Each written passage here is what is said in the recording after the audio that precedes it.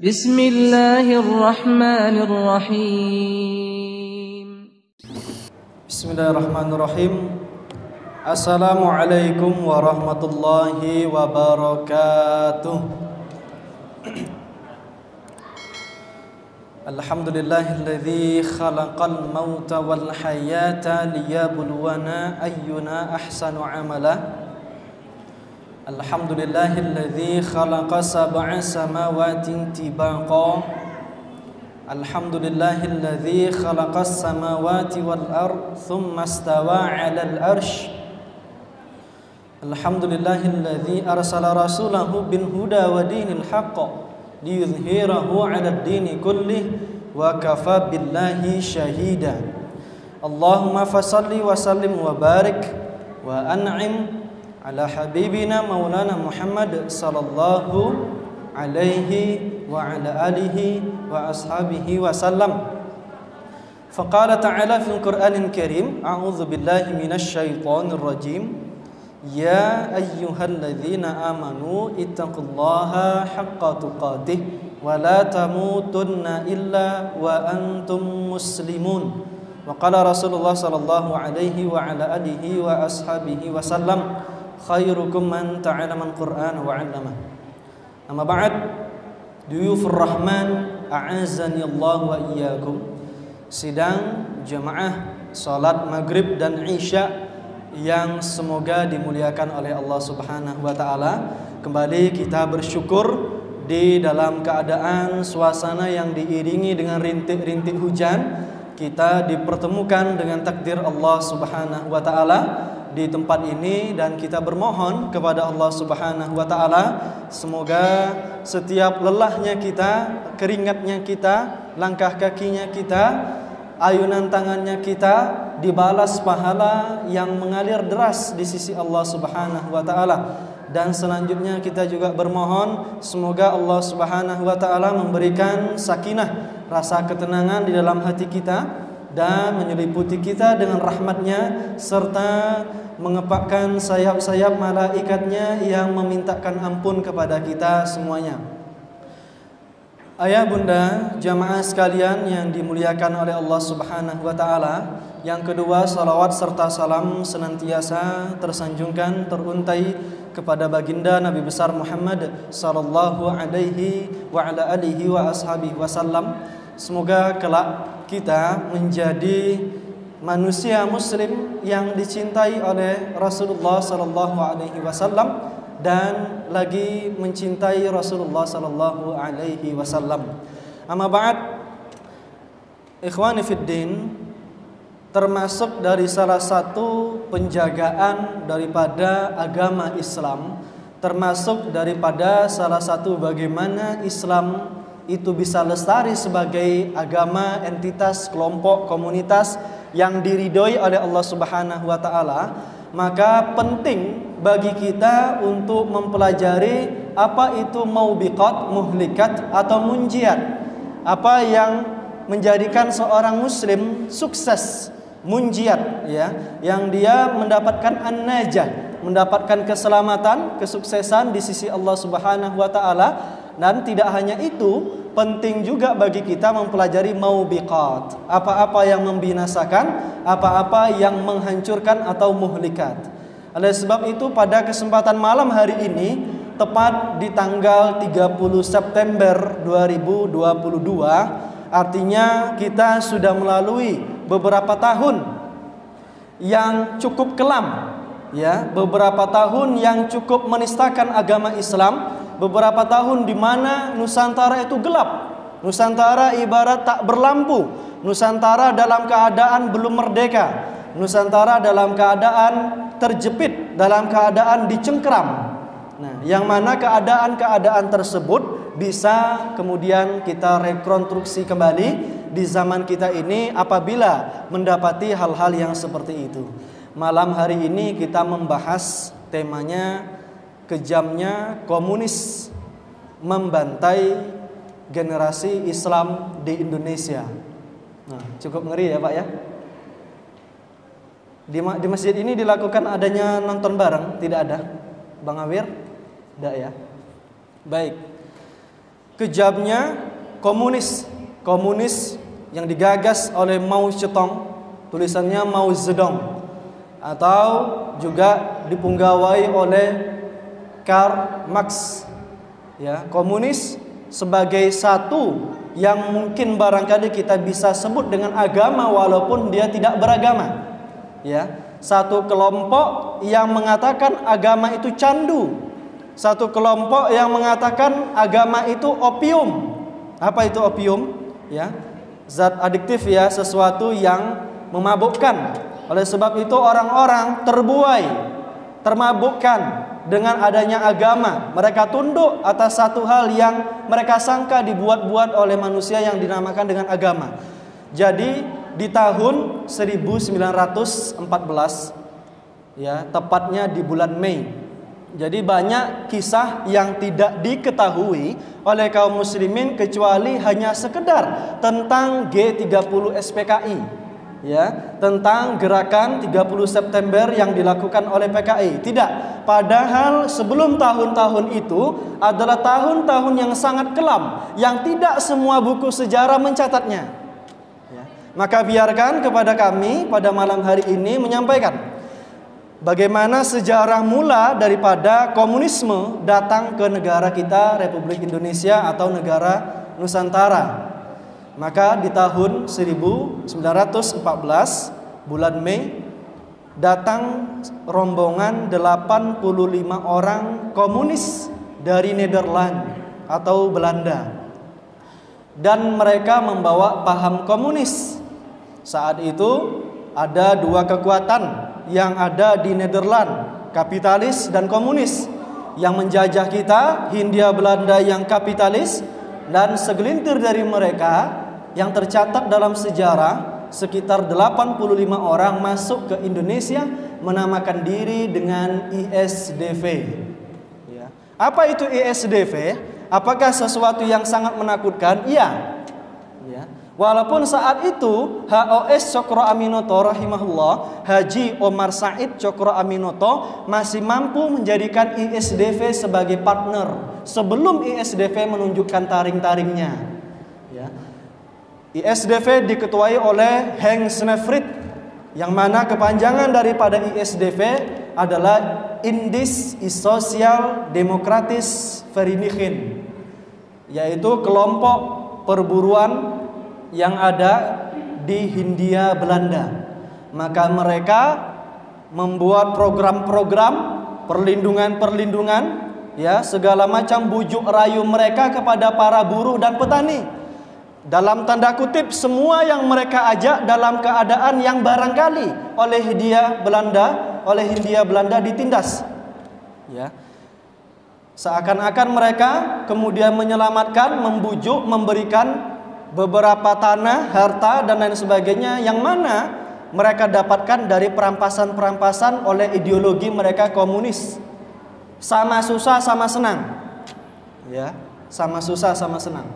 Maka kemudian gelagat mereka baru terlihat di tahun 1917. Mereka mengubah nama menjadi PKH, Perserikatan Komunisme Hindia Belanda. Maka mereka tunjukkan taring mereka dengan membakar perusahaan-perusahaan, pabrik-pabrik, ladang-ladang, perkebunan milik rakyat maupun milik Hindia Belanda. Dan perlu digarisbawahi, pemberontakan tersebut bukan pemberontakan untuk Indonesia merdeka.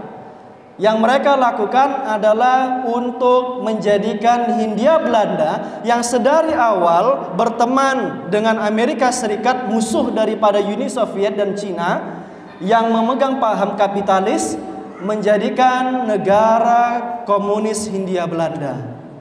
Di tahun 1917, di mana-mana kerusakan banyak.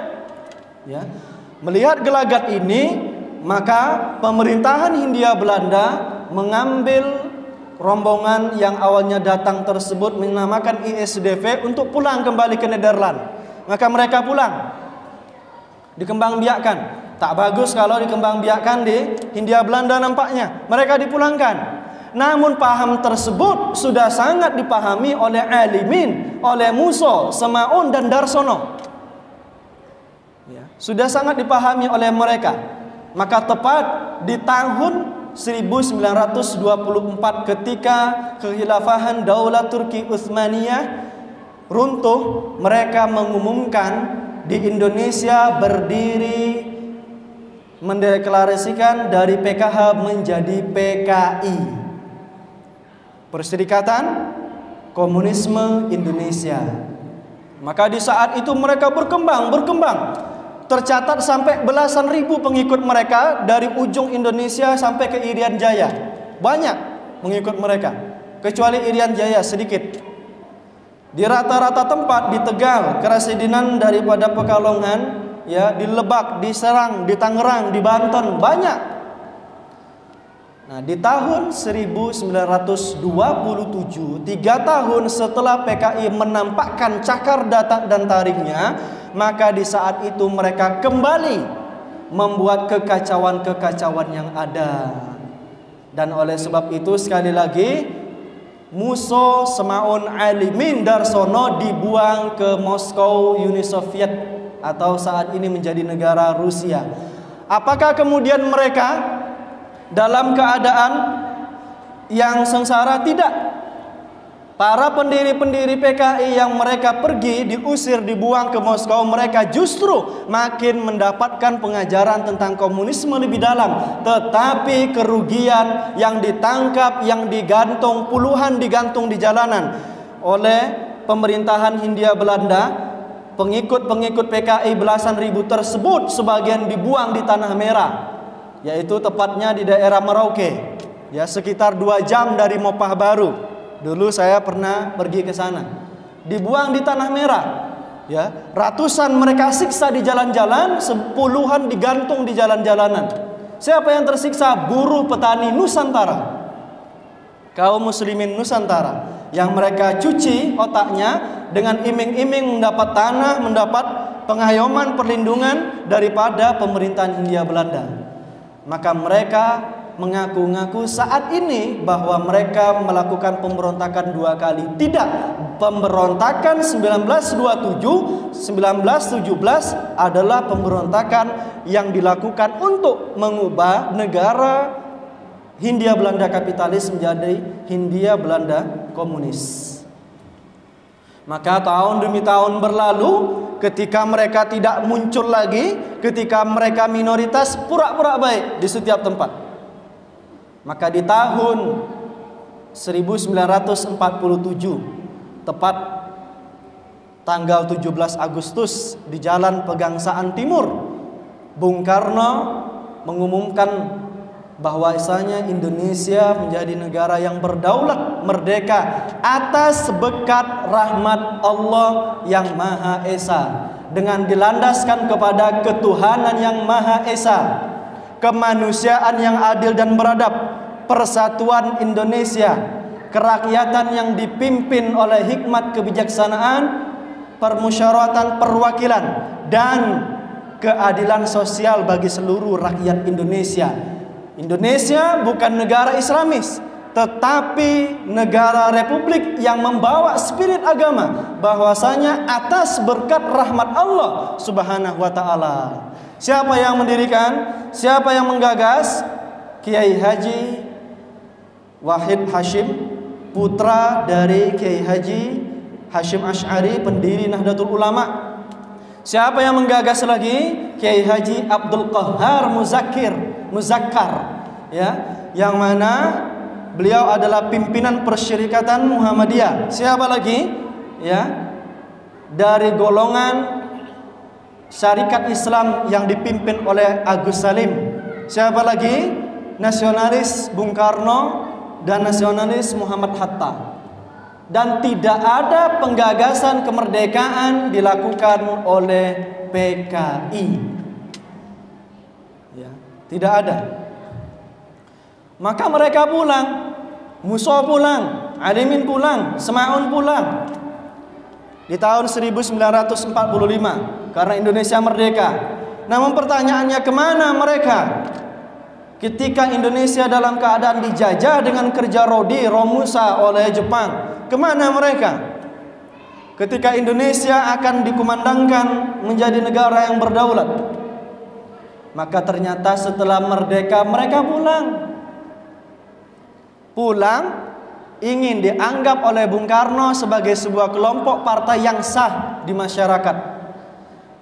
Tetapi Bung Karno tidak menggubris. Terbukti ideologi Nasakom ternyata kurang berhasil. Kemudian Muhammad Hatta tidak menggubris, kaum muslimin tidak menggubris. Bagaimana caranya biar mereka digubris? Maka mereka membuat kekacauan di tahun 1945 tanggal 21 Oktober. Jadi di 1945 ternyata adalah tahun di mana Indonesia merdeka dan di sana generasi Islam dihabisi. Dihabisi. Para kiai di Termas Pacitan, Kiai Dimyati, mereka lucuti, mereka sembelih. Ya. Iskandar Dinata yang ada di Banten, tokoh nasionalis, mereka sembelih. Para kiai yang ada di Takaran Magetan, Kiai Mursyid, mereka gergaji dari kepala sampai ke selangkangan. Al-Quran tidak luput daripada injakan-injakan kaki mereka. Kursi, meja, setiap apapun, buku-buku yang ada di sekolahan Islami, pondok-pondok, langgar-langgar, masjid-masjid, mereka berangus semuanya. Dipanggil sama Bung Karno. Ini bahaya ini. Akhirnya setelah kekacauan itu terjadi, dipanggil mereka. Ditawarkan, dilakukan diplomasi. Ternyata dengan satu keputusan yang terpaksa, Bung Karno menjadikan Amir Syarifuddin Harahap menjadi Perdana Menteri Republik Indonesia. Dan di saat dia menjadi Perdana Menteri, orang-orang di kepolisian dimasukkan, disusupi paham-paham PKI. Beberapa anggota yang militan dimasukkan ke kepolisian, dimasukkan ke parlemen, dimasukkan menjadi pimpinan-pimpinan, manajer-manajer di perkebunan, di pabrik-pabrik. Gelagat ini tak baik. Ya. Maka di tahun 1948 Muhammad Hatta diminta dengan tegas oleh Bung Karno untuk mengganti posisi Syarifuddin menjadi Perdana Menteri. Maka ketika Muhammad Hatta menjadi Perdana Menteri, semua paham-paham, semua orang-orang yang menduduki parlemen dilucuti satu persatu oleh Muhammad Hatta. Satu persatu. Sampai ini tidak senang orang-orang melihat Muhammad Hatta seperti ini. Mereka bujuk lagi Bung Karno, tidak ingin. Mereka bujuk lagi, tidak ingin. Ya. Sampai waktu demi waktu berlalu, di tahun 1965 di bulan di bulan Januari, Februari, Maret, maka keadaan Indonesia mulai gelap, mulai kelam. Ya, kasak kusuk sana kemari bahwasanya ada yang akan mengkudeta Republik Indonesia yang dipimpin oleh Letkol Untung. Ya. Maka di saat itu Jenderal di bawah komando dari Bung Karno, Jenderal Soeharto, yang saat itu diberikan surat Super Semar di bulan Maret, menjadi satu alasan baginya untuk memberangus dengan operasi Trisula, dengan operasi Gagak Hitam, dan lain sebagainya. Tidak kurang 3 juta penganut paham komunis tertangkap, dipimpin oleh Sarwo Edi, mertua atau bapak kandung dari Presiden SBY. Maka di tahun 1965 di tanggal 30 September pecah. Di mana-mana terjadi kerusuhan yang sangat menistakan. Saat itu pondok-pondok seperti Pondok Gontor pun mendapat ancaman dari mereka. Kiai Haji Sahal, Ahmad Sahal, Kiai Haji Imam Zarkashi sudah mendapat surat dari pentolan PKI bahwasanya mereka tidak boleh hengkang dari pondok. Kalau terjadi dari salah satu mereka pergi dari pondok, maka akan terjadi kekacauan besar. Mendapat surat tersebut, Kiai Haji Sahal dan Kiai Haji Imam Zarkashi serta Zainuddin Fanani, Trimurti pendiri daripada Pondok Gontor, dalam keadaan pembicaraan yang serius di depan santri-santri mereka. Ya. Dengan bahasa Jawa, adik daripada Kiai Sahal yaitu Imam Zarkashi mengatakan, Pak Sahal, panjenengan wae sing budal, ora PKI orang ngerteni aku.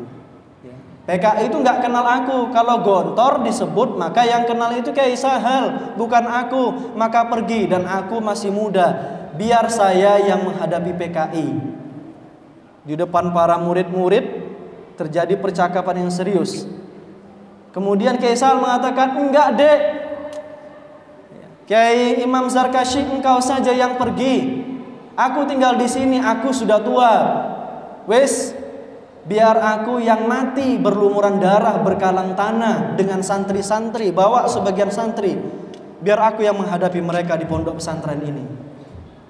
Maka dengan kesepakatan para santri-santri, tidak rela para kiai-kiai mereka tersakiti oleh orang-orang kejam dari PKI, maka kemudian mereka berdua diungsikan oleh para santri, kecuali hanya beberapa orang saja yang memantau dari kejauhan bahwasanya pondok mereka dihabisi, pondok mereka dilucuti.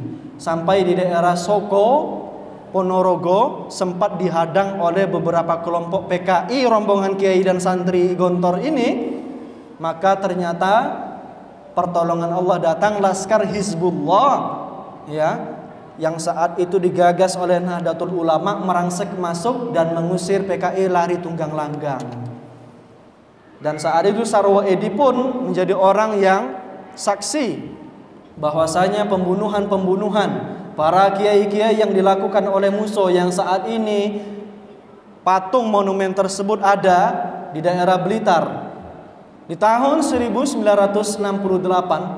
dalam keadaan berpuasa dan sholat tarawih, seorang kiai di Blitar sholat maghrib bersama para jamaah dengan rasa hati yang kurang enak. Dan kemudian dia pulang. Dia ceritakan kepada anak laki-lakinya.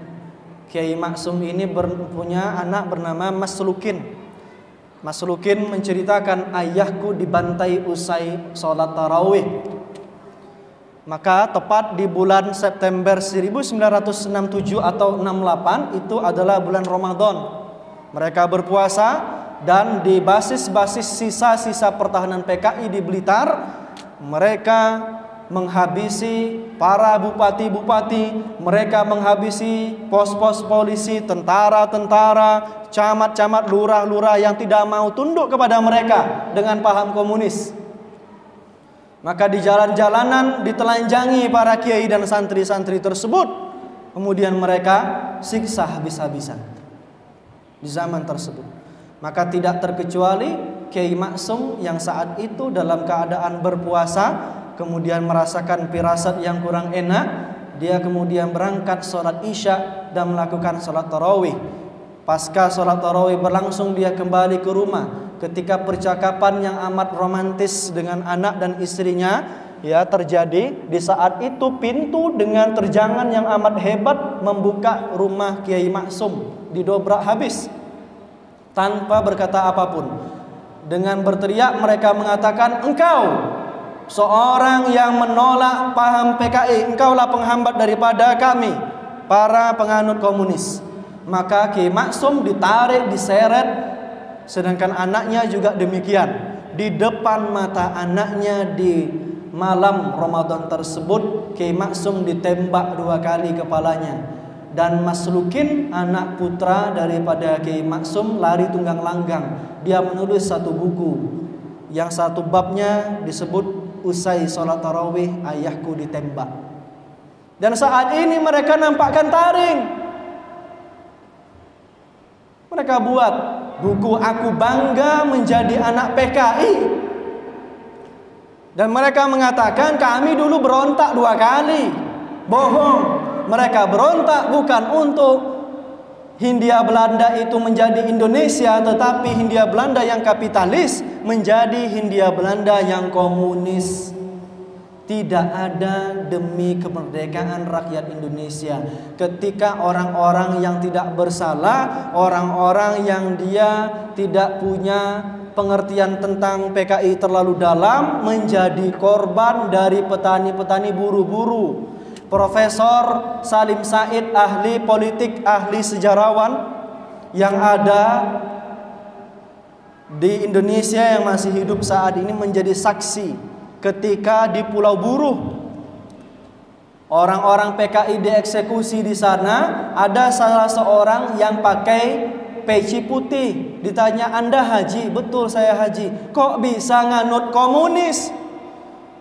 "Saya diiming-imingi dapat tanah, diiming-imingi dapat harta, diayomi oleh PKI, maka saya masuk dalam kelompok PKI."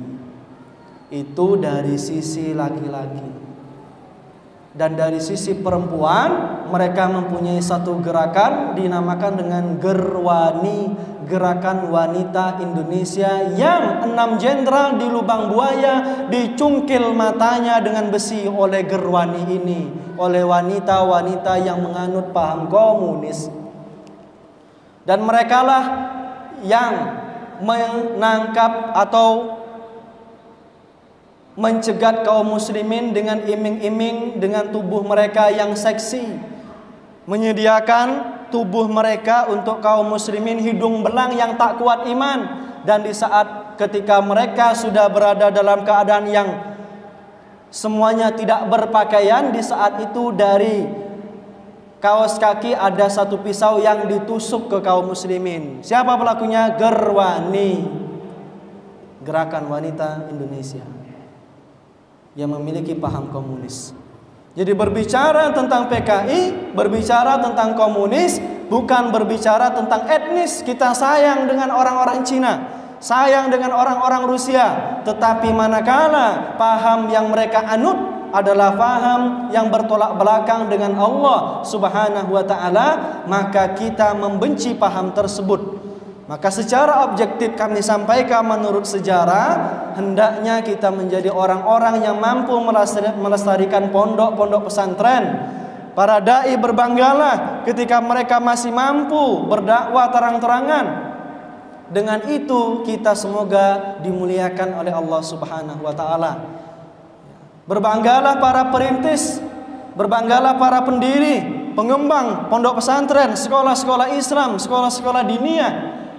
Ya, karena hanya dengan itu agama Islam nanti bisa lestari. Nahnu qaumun a'azanallahu bil Islam. Kita kaum yang hanya dimuliakan oleh Allah dengan Islam. Fa ini betagaina ghairal Islam a'adzanallah. Kalau kita cari sesuatu yang menarik, yang nampaknya mensukseskan selain daripada Islam, a'adzanallah, Allah hina dinakan diri kita di mata Allah Subhanahu wa ta'ala. Maka berbicara tentang komunisme, berbicara tentang kejamnya mereka kepada kaum muslimin rakyat Indonesia. Siapa musuh mereka? Yang paling besar bukan nasionalis tapi Islamis. Maka Hans Snefrid, Musso, Darsono, Semaun adalah kelompok-kelompok yang mewakili kongres-kongres daripada komunisme yang ada di Jerman, yang ada di Cina, yang ada di Moskow, Uni Soviet atau Rusia saat ini. Mereka lah yang mewakili kelompok-kelompok tersebut. Jadi paham ini nampaknya mulai nampak sedikit demi sedikit. Allahu a'lam bishawab. Gerakan-gerakan tersebut nampak dengan jubah apapun yang mereka gunakan. Kok siapapun yang mengatakan bahwasanya TAP MPR 1968 atau 67 itu ingin dicabut, maka mereka sebetulnya penganut daripada paham komunisme. Maka kita berhati-hati, berwaspada diri, karena tidak sedikit saat ini yang berbangga sudah buat buku. Maka pesan kami kepada para saudara-saudara di kepolisian, di tentara, kemana? Apakah ini kita biarkan? Itu kan bukan urusan ustadz. Memang bukan saya yang bisa menangkap, tapi siapa yang bisa menghabisi? Siapa yang bisa merehabilitas kaum-kaum yang dia Islam pada dasarnya, kaum-kaum yang sebetulnya dekat kepada Allah Subhanahu wa taala, mulai memahami paham-paham komunis. Maka kita berlindung kepada Allah Subhanahu wa taala, semoga beberapa tahun ke depan suasana Republik Indonesia, negara-negara yang ada, menjadi negara baldatun thayyibah, walaupun nampaknya harus dilalui dengan gelap. Semakin gelap malam, semakin dekat fajar menyingsing. Komunisme tercatat dalam 69 tahun, dari 1917 sampai 1987 mereka melakukan pemberontakan, kudeta di 75 negara. 28 negara berhasil, negara bagian, kota besar, pulau-pulau yang ada di dunia. 47-nya mereka gagal. Dan di saat ini kaum-kaum yang ada di Cina, mereka tidak semua berpaham seperti itu. Oleh sebab itu, sekali lagi, berbicara tentang komunis bukan berbicara tentang etnis, tetapi berbicara tentang sebuah paham, yang paham itu secara tidak langsung menjadi sebuah agama. Sekalipun mereka mengatakan agama adalah opium. Ibadah Allah yang dimuliakan oleh Allah Subhanahu wa taala, semoga Allah lindungi sekolah-sekolah Islam, semoga Allah makmurkan pondok-pondok pesantren, semoga Allah mudahkan pendidikan Islam di masjid-masjid, di surau-surau, di musola-musola, di langgar-langgar lestari dengan lindungan dari Allah Subhanahu wa taala. Allahu a'lam bishawab. Jamaah sekalian, masih ada beberapa menit apabila ada pertanyaan yang ingin ditanyakan. Silakan.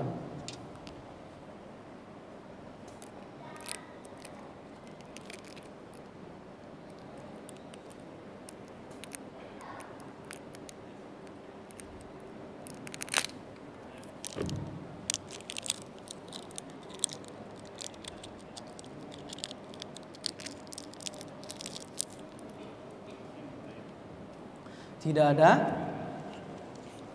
Alhamdulillah. Dua kemungkinan. Semuanya paham atau tak paham sama sekali. Paham insyaallah ya. Insyaallah yang paham insyaallah. Baik, kalau tidak ada pertanyaan, kita akhiri dengan hamdalah dan kifaratul majlis. Alhamdulillahirabbil alamin. Subhanakallahumma wa bihamdika asyhadu an la ilaha illa anta wa astaghfiruka wa atubu ilaik. Allahu a'lam bishawab, wallahu waliyut taufiq wasadad. Assalamualaikum warahmatullahi wabarakatuh.